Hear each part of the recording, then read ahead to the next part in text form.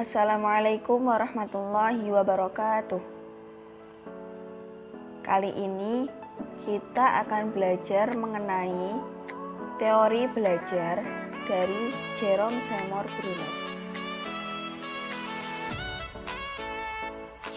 Teori belajar Jerome Seymour Brunner.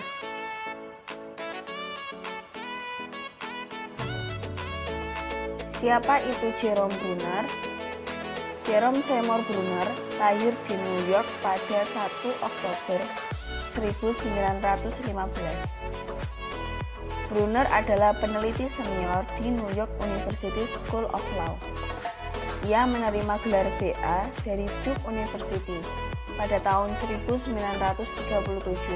dan gelar PhD di Universitas Harvard. Brunner mempelopori aliran psikolog kognitif yang memberi dorongan agar pendidikan memberikan perhatian pada pentingnya pengembangan berpikir. Brunner wafat di Manhattan, New York pada 5 Juni 2016. Apa saja teori belajar Brunner? Brunner berpendapat bahwa teori pengajaran harus mencakup 5 aspek utama, yakni yang pertama, pengalaman optimal untuk mempengaruhi siswa belajar. Keefektifan belajar tidak hanya mempelajari bahan pengajaran, tetapi juga belajar berbagai cara untuk memperoleh informasi dan memecahkan masalah.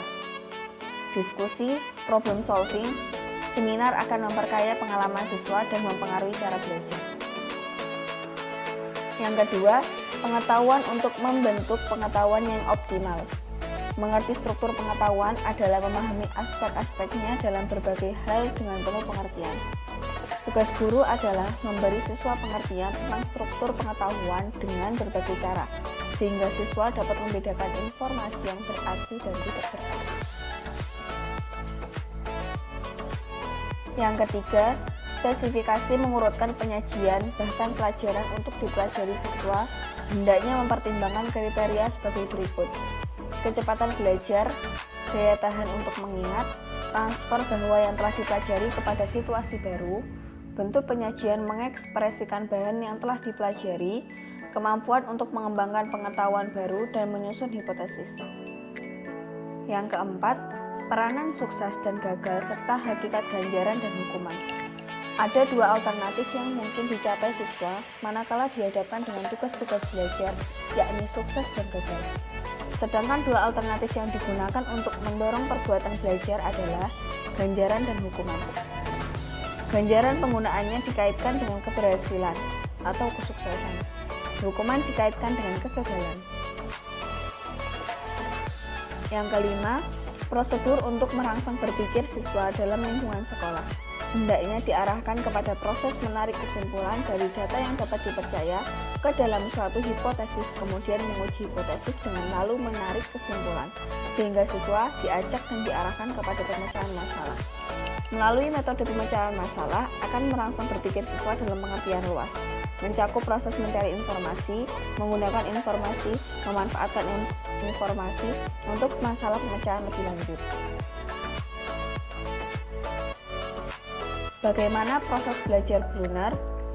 Menurut Brunner, dalam proses belajar ada 3 tahap, yaitu yang pertama, tahap informasi atau penerimaan materi, yaitu tahap awal untuk memperoleh pengetahuan atau pengalaman baru.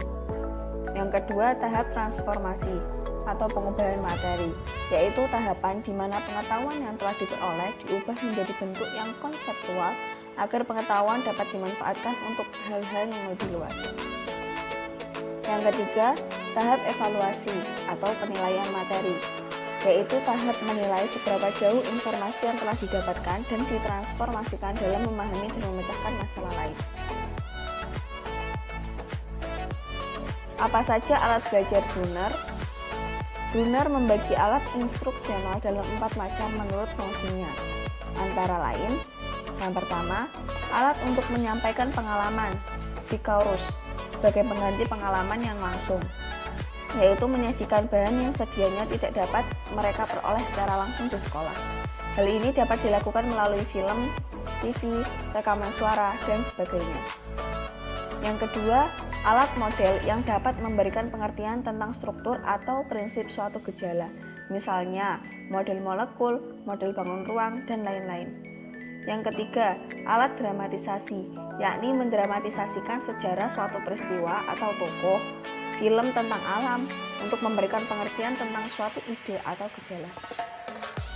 Yang keempat, alat automatisasi, seperti teaching machine atau pelajaran berprogram yang menyajikan suatu masalah dalam urutan teratur dan memberikan balikan atau feedback tentang respon siswa. Apa manfaat pembelajaran teori Brunner? Salah satu teori atau metode pengajaran yang dikemukakan oleh Brunner adalah metode penemuan, atau biasa disebut dengan discover learning. Discover learning dari Brunner merupakan model pengajaran yang dikembangkan berdasarkan pada pandangan kognitif tentang pembelajaran dan prinsip-prinsip konstruktivis. Dengan menerapkan metode pembelajaran penemuan ini, maka akan diperoleh beberapa manfaat, di antaranya adalah sebagai berikut. Belajar penemuan dapat digunakan untuk menguji apakah belajar sudah bermakna atau belum.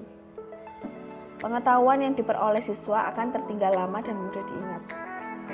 Belajar penemuan sangat diperlukan dalam pemecahan masalah, seperti yang diinginkan dalam belajar agar siswa dapat mendemonstrasikan pengetahuan yang diterima. Transfer dapat ditingkatkan di mana generalisasi telah ditemukan sendiri oleh siswa daripada disajikan dalam bentuk jadi. Penggunaan belajar penemuan mungkin mempunyai pengaruh dalam menciptakan motivasi siswa, meningkatkan penalaran siswa dan kemampuan untuk berpikir secara bebas. Sekian, terima kasih. Wassalamualaikum warahmatullahi wabarakatuh.